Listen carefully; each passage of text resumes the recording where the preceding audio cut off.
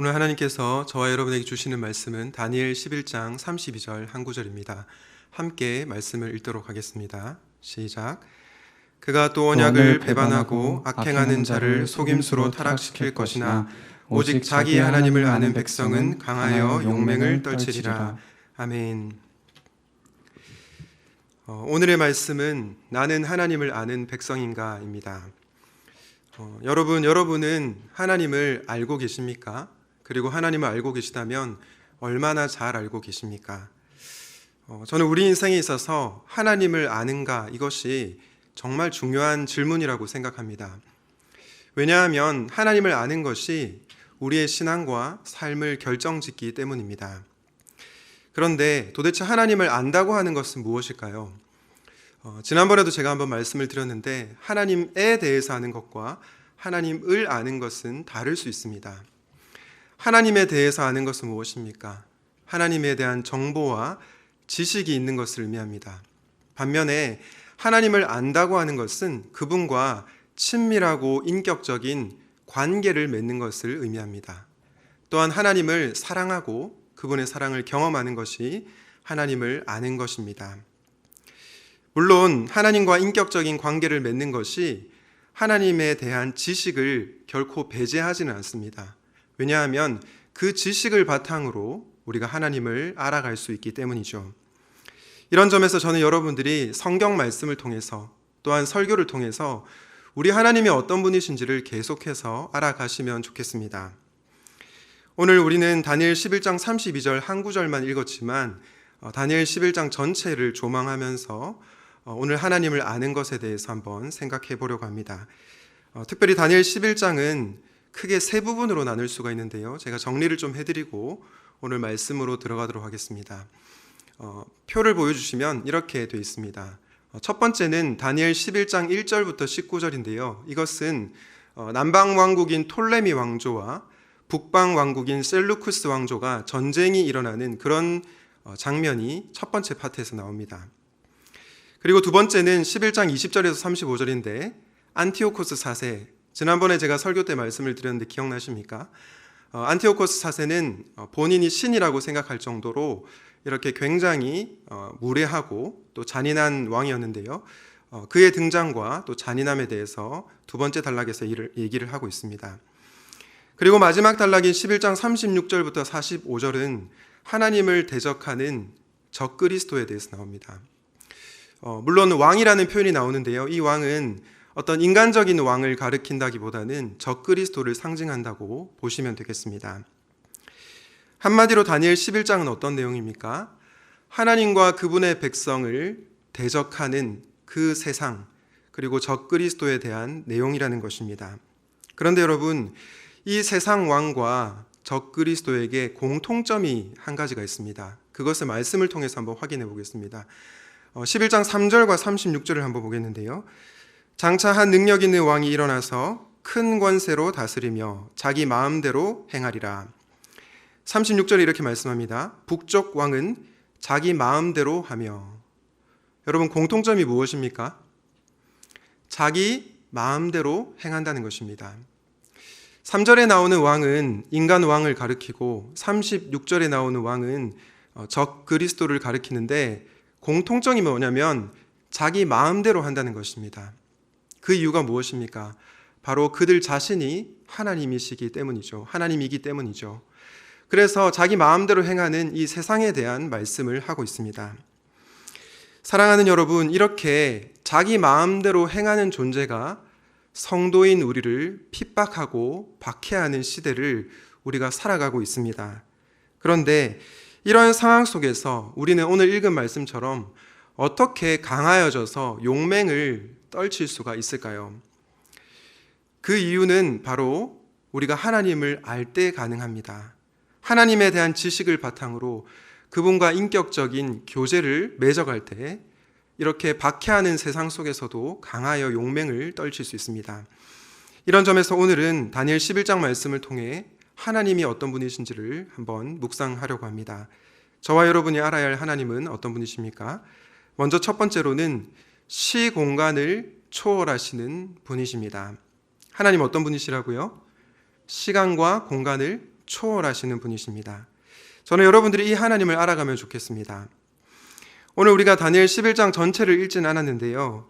한 성경학자가 다니엘 11장 1절부터 35절까지 135개의 예언이 무려 나온다고 얘기했습니다. 그리고 이 135개의 예언은 실제로 역사 속에서 이루어졌다라고 얘기를 합니다. 다니엘이 하나님께 예언을 받았습니다. 그런데 그 예언이 시간이 흘러서 다 성취가 되었다는 것입니다.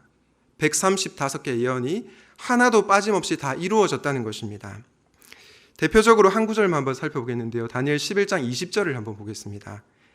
다른 왕이 그의 뒤를 이어서 왕이 될 것이다. 새 왕은 백성을 억압하는 세금 징수원들을 전국 각 지방에 보내고 세금을 많이 거두어서 나라의 영화를 유지하려고 하겠지만 얼마 안 가서 아무도 모르게 살해되고 말 것이다.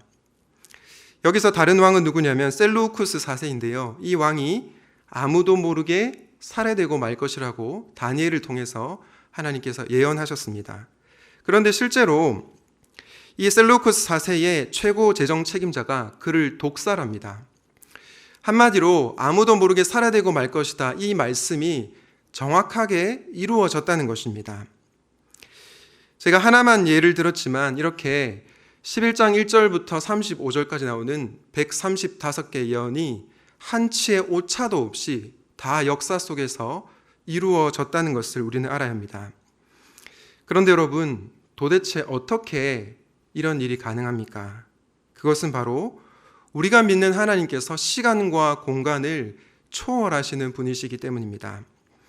시간과 공간을 초월하시기 때문에 다니엘에게 예언을 하셨는데 그 미래에 대한 예언이 이루어지게 된 것입니다. 이처럼 우리 하나님은 정말로 놀라우신 분이십니다. 예전에 어떤 분이 2014년도에 한국에 전쟁이 일어난다고 예언을 했습니다. 그런데 2014년에 전쟁이 여러분 일어났습니까? 일어나지 않았죠. 그리고 수많은 이단들과 사이비들은 지구의 종말이 올 것이라고 예언을 너무나 많이 했습니다. 그런데 단 하나도 이루어지지 않았습니다. 왜 그렇습니까? 그들은 시간과 공간에 갇혀 있기 때문입니다. 시간과 공간을 초월할 수 없기 때문입니다. 그러나 우리 하나님은 다르시죠. 하나님은 시간과 공간을 초월하시기 때문에 미래를 예측할 수 있고 또 우리는 그것을 알아야 합니다. 여러분 혹시 MBC 사회부 기자 그리고 정치부 기자를 하시다가 회심해서 지금은 베이직 교회를 섬기시는 조정민 목사님을 아십니까? 그분이 원래는 불교를 믿다가 기독교로 개종한 분입니다. 그런데 이분이 이런 설명합니다. 3차원의 우리는 과거와 현재와 미래가 이렇게 흘러가는 시간으로 이해를 하죠. 그런데 하나님에게는 하나님의 차원에서는 이 시간이 동시적인 시간이다라고 얘기를 했습니다. 그러면서 뭐라고 말씀했냐면 조그마한 개미 있지 않습니까? 이 개미가 우리를 이해하지 못하는 것처럼 우리도 무한하신 하나님을 다 이해하는 것은 불가능하다. 이런 말을 했습니다. 여러분 이 목사님의 말이 좀 공감이 되십니까? 우리는 시간과 공간에 갇혀 살기 때문에 하나님께서 시간과 공간을 초월하시는 무한하신 분이라는 것을 100% 이해하지 못할 때가 있습니다. 그러나 하나님은 시간과 공간을 초월하시기에 다니엘을 통해서 충분히 미래를 예언할 수 있었던 것입니다. 그래서 이 135개의 예언이 역사 속에서 정확하게 이루어진 것은 결코 놀랄 일이 아니라는 것입니다. 우리 베드로후서 3장 8절 말씀을 같이 한번 읽도록 하겠습니다. 시작. 사랑하는 자들아 주께는 하루가 1000년 같고 1000년이 하루 같다는 이 한 가지를 잊지 말라. 주께는 하루가 얼마 같다고 하고 있죠? 1000년과 같다. 그리고 1000년은 얼마 같다고 합니까? 하루와 같다라고 얘기합니다. 여러분 우리 인간에게는 1000년은 정말로 긴 시간이죠. 그런데 우리 주님께는 하나님께는 1000년이 하루와도 같다라고 얘기를 합니다. 예전에 여러분 이런 말이 유행하지 않았습니까? 무엇을 상상하든 그 이상이다. 그런데 저는 하나님에게도 이 말을 적용할 수 있다고 생각합니다. 여러분이 하나님에 대해서 무엇을 상상하든 하나님은 그 이상이십니다. 1000년이 하루와도 같은 그분은 시간과 공간을 초월하시는 분이십니다. 그런 하나님께서 무엇을 못하시겠습니까? 이 하나님을 알아서 찬양과 경배를 올려드리는 사랑하는 우리 청년들 그리고 샘물의 성도님들이 되시기를 주님의 이름으로 축복합니다. 우리가 알아야 할 하나님을 묵상하고 있는데요. 다니엘 11장에 나타난 또 다른 하나님은 어떤 분이실까요? 두 번째 하나님은 악의 한계를 정해놓으신 분이십니다. 어떤 분이시라고요? 악의 한계를 정해놓으신 분. 우리는 세상에서 일어나는 수많은 악을 접할 때 이 악이 절대로 끝나지 않을 것만 같습니다. 왜냐하면 너무나 강하고 또 너무나 힘이 세 보이기 때문입니다. 그런데 우리가 기억해야 할 사실은 제 아무리 악한 존재가 아무리 힘이 세고 끝이 날 것 같지 않지만 한계가 있다는 것입니다. 왜냐하면 하나님께서 악의 한계를 정해놓으셨기 때문이죠. 다니엘 11장 36절 말씀을 한번 보겠습니다. 북쪽 왕은 자기 마음대로 하며 스스로를 높이고 모든 신보다 자기를 크다고 하며 괴상한 말로 가장 높으신 하나님을 대적할 것이다. 하나님의 진노가 끝날 때까지는 그가 형통할 것이다. 북쪽 왕이 자기 마음대로 하고 자기를 크다고 하면서 하나님을 대적하고 있습니다. 그런데 흰색 글씨를 보시니까 뭐라고 하고 있습니까? 하나님의 진노가 끝날 때까지 그가 형통할 것이다. 무슨 뜻입니까?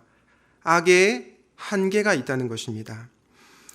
이 세상에 아무리 악하고 강한 존재가 우리를 지배하는 것 같지만 결국 그것은 악의 한계를 정해놓으신 하나님의 주권 앞에 무너진다라고 하는 것을 우리는 기억해야 합니다. 여러분, 저는 성경을 참 좋아하는데요. 그 이유가 성경은 굉장히 정직한 책이기 때문입니다. 성경은 우리에게 결코 거짓말을 하지 않습니다. 세상은 우리에게 이렇게 말하죠. 시간이 지나면 좋아질 거야. 시간이 지나면 힘든 일들 다 사라질 거야. 이렇게 희망 고문하지 않습니다. 이렇게 희망 고문하는데 성경은 우리에게 희망 고문하지 않습니다. 오히려 성경은 뭐라고 얘기합니까? 굉장히 정직하게 말합니다. 너희들이 살아가는 세상은 정말 힘들다. 그리고 시간이 지나면 더 힘든 일이 생길 거야. 그러니까 각오해. 이렇게 말을 합니다. 그래서 저는 성경을 좋아합니다. 성경이 결코 피상적으로 얘기하고 있지 않기 때문입니다. 그런데 동시에 성경은 우리에게 뭐라고 말씀합니까? 이 세상에 악이 끝이 있다라고 말을 합니다. 그리고 하나님은 악의 한계를 정하시고 악한 자의 손에서 저와 여러분을 지키시고 보호하신다라고 말씀합니다. 우리가 이 하나님을 알면 우리는 어떠한 고난과 역경 가운데서도 강하여 용맹을 떨치게 될 것입니다. 욥기 1장 말씀에 보면 사탄이 하나님께 이렇게 질문을 하죠. 욥이 어찌 까닭 없이 하나님을 경외하겠습니까? 욥이 하나님을 경외하는 이유는 하나님이 욥을 축복하셔서 경외하는 것이지 이유 없이 경외하는 것은 아니다라고 말을 합니다. 그런데 그때 바로 하나님께서 사탄에게 뭐라고 말씀합니까? 욥기 1장 12절인데요. 여호와께서 사탄에게 이르시되 내가 그의 소유물을 다 너의 손에 맡기노라. 다만 그의 몸에는 네 손을 대지 말지니라. 사탄이 곧 여호와 앞에서 물러가니라. 하나님께서 사탄에게 뭐라고 하십니까? 내가 그의 소유물, 욥의 소유물을 다 너의 손에 맡겨보겠다. 하지만 뭐라고 말씀하시죠? 그의 몸에는 손을 대지 말라. 여러분, 이것은 무엇을 말씀하고 있습니까? 사탄이 비록 신자인 우리를 계속해서 공격하고 위협한다 할지라도 하나님의 범위 안에서만 공격할 수 있다는 것입니다. 제 아무리 사탄이 강하다고 해도 하나님의 범위를 넘어설 수는 없다는 것입니다. 여러분, 이 하나님은 어떤 분이십니까? 하나님은 악의 한계를 정하시고 이 세상을 다스리시는 분이십니다. 사탄이 우리를 완전히 멸망시키려고 발버둥을 친다고 해도 하나님께서 악의 한계를 정하시고 저와 여러분을 끝까지 보호하신다는 것입니다. 제가 신학 유학 시절에 한 전도사님으로부터 귀한 간증을 들은 적이 있습니다. 제가 살았던 지역은 미국의 덴버라고 하는 굉장히 조용하고 평온한 지역이었습니다. 그런데 이 평온한 지역에 2012년도에 정말 가슴 아프고 끔찍한 일이 일어났습니다. 아마 어떤 분들은 뉴스를 통해서 접하셨던 경험이 있을 텐데요. 당시에 배트맨 영화가 한참 상영을 했습니다. 배트맨 다크 나이트 라이즈가 상영했는데 한 영화관에 24살의 청년이 들어와서 총을 관객을 향해서 다 쐈습니다. 그래서 당시에 10명이 넘는 사망자가 생겼고요. 50명이 넘는 사람들이 부상을 당했습니다. 이때 간증을 하신 전도사님 친구분이 영화관에 있었다고 합니다. 정말로 신앙이 좋은 분이셨는데 영화관에 가서 머리에 총을 맞은 것입니다. 당연히 주변 사람들은 이 친구분이 사망했을 거라고 생각했습니다. 왜냐하면 머리에 총을 맞았기 때문이죠. 그런데 이분이 병원에 실려갔는데 놀랍게도 살아났습니다. 알고 보니까 이분 뇌 속에 이 선천적 기형이 있었는데 이 기형을 치료하기 위해서 액포를 이 머릿속에, 뇌 속에 집어넣었다고 합니다. 그런데 그 총이 그 액포 안에 정확하게 자리 잡아서 이분이 살아난 것입니다. 지금은 이분이 두 아이를 키우는 엄마로 신앙 안에서 아주 잘 살아가고 있다고 들었습니다. 여러분 정말 놀랍지 않습니까? 어떤 분들은 이런 얘기를 들으면 그 사람 참 재수가 좋네, 운이 좋네 이렇게 생각할지 모릅니다. 그러나 우리는 알고 있죠. 하나님께서 이 자를 보호하셨구나. 하나님께서 악이 난무하고 있는 이 세상 가운데서도 악의 한계를 정하시고 신자를 보호하고 계셨다는 사실을 우리는 알 수 있습니다. 주 안에서 사랑하는 청년 여러분, 우리가 이 험한 세상을 살아가면서 악이 가득한 세상을 살아가면서 때로는 두려움이 생기기도 하고 우리의 믿음이 흐릿해지기도 합니다. 그러나 그때 우리가 기억해야 할 하나님은 어떤 분이십니까? 악의 한계를 정하시고 저와 여러분을 보호하시는 분이십니다. 저와 여러분을 하나님의 섭리 가운데 지키시고 돌보시는 분이십니다. 저는 여러분들이 이 하나님을 더욱더 알아가면 좋겠습니다. 하이델베르크 요리문답 27문에 보면 이런 질문과 답이 나오는데요. 제가 질문을 읽으면 여러분들이 답을 한번 대답해 주시면 좋겠습니다. 하나님의 섭리란 무엇입니까?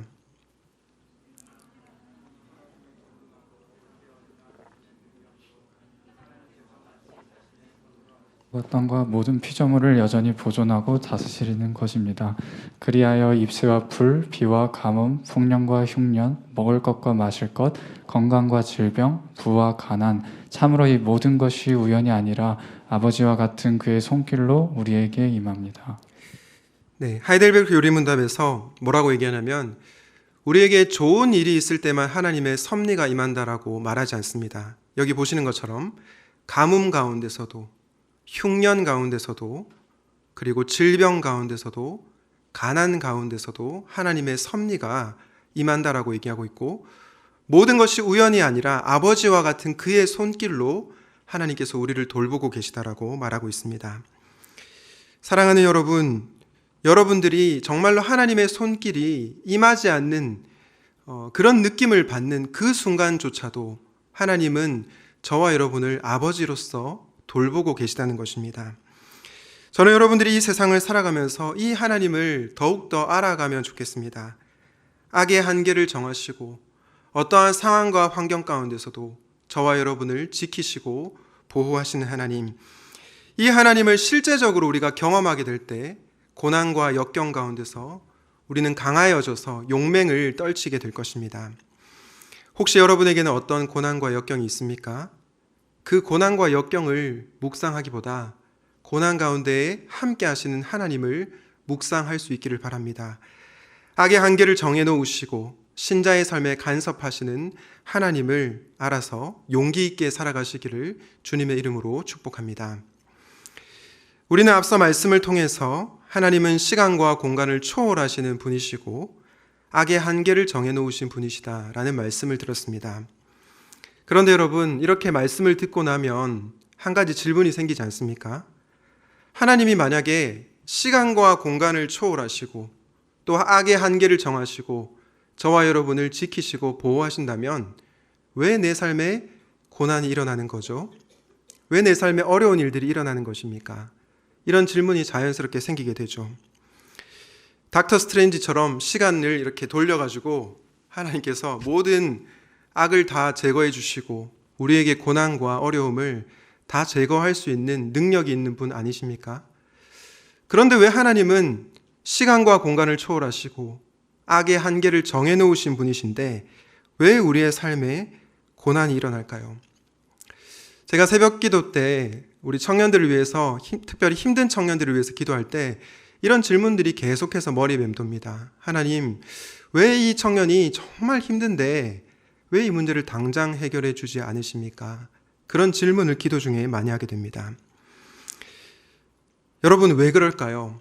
하나님은 한 방에 우리의 문제를 다 해결해 주실 수 있는 분이심에도 불구하고 왜 그러시는 것일까요? 마지막으로 우리가 알아야 할 하나님인데요. 그 하나님은 나를 정금과 같이 빛나게 하실 분이시기 때문입니다. 그분이 어떤 분이시라고요? 나를 정금과 같이 빛나게 하실 분이십니다. 여러분, 정금이 되기 위해서 반드시 통과해야 되는 과정이 있습니다. 그것이 무엇입니까? 반드시 풀무불에 들어갔다가 나와야 합니다. 왜냐? 이 연단의 과정에서만 우리의 불순물이 제거가 되고 정금다운 정금이 되기 때문이죠. 그렇게 하나님은 우리의 삶에 일어나는 수많은 시련과 고난을 제거해 주시지 않을 때가 있습니다. 아니, 오히려 더더욱 큰 시련과 연단을 우리에게 주실 때가 있습니다.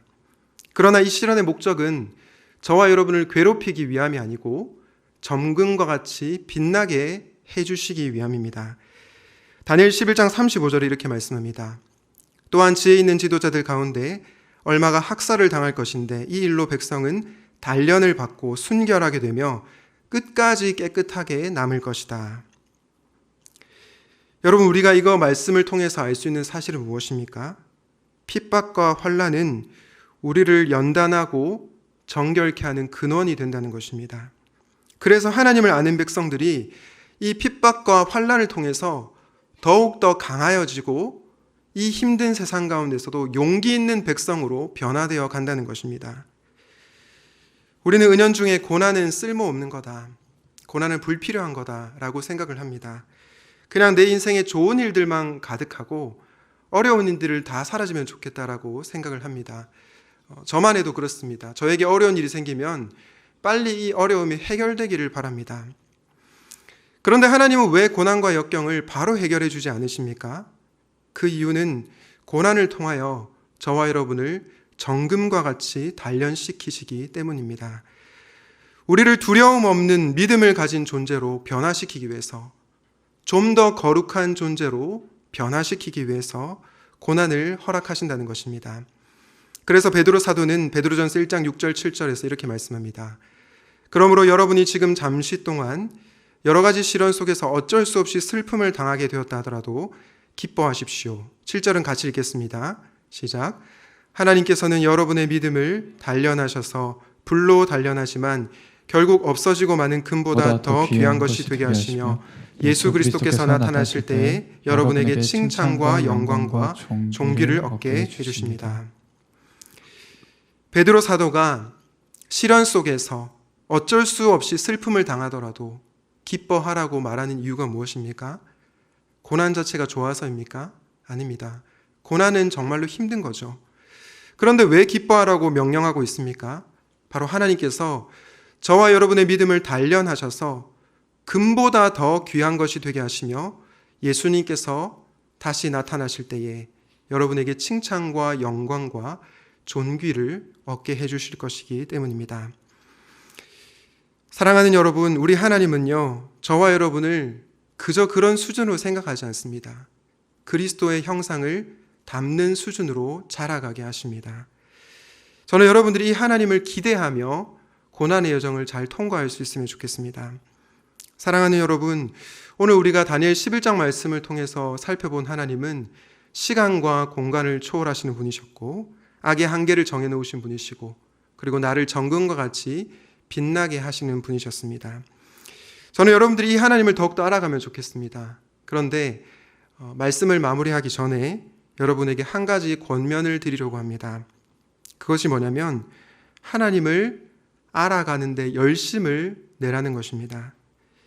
여러분, 취업 준비를 하는 건 너무 중요합니다. 연애를 하는 것도 중요하고 결혼을 하는 것도 중요하죠. 사업을 열심히 하는 것도 중요합니다. 목자로 섬기는 것도 중요하고요. 교회에서 많은 봉사를 하는 것도 중요합니다.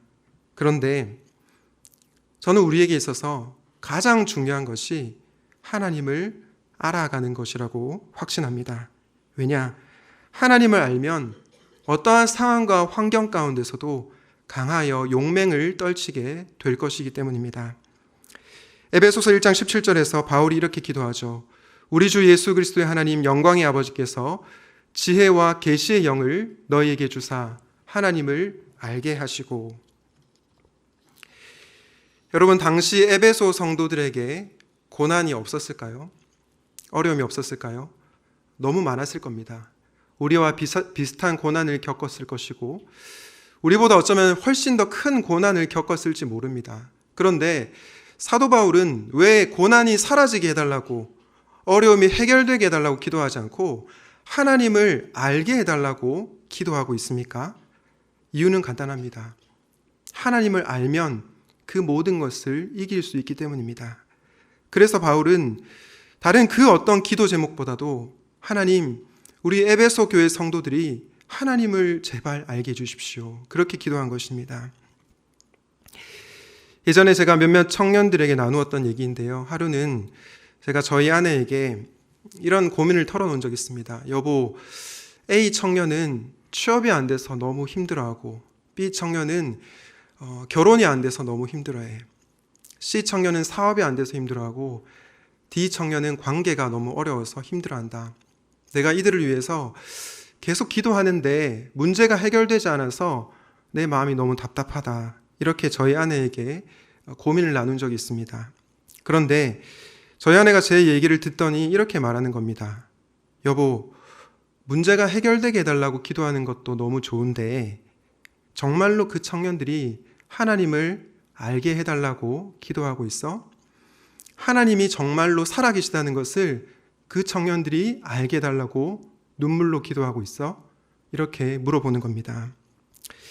제가 그 말을 듣는데 정말 맞다는 생각이 들었습니다. 여러분의 문제가 해결되기를 위해서 저는 기도하지만 우리 청년들이 그리고 우리 성도님들이 하나님을 더욱더 알아가기를 위해서 기도해야 되겠다. 그런 생각이 들었습니다.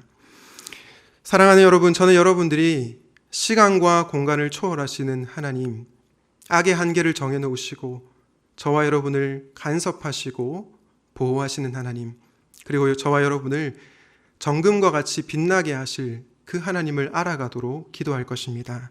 그러니 여러분 자신도 그 하나님을 부디 알아가게 해달라고 이번 주에 꼭 기도하십시오.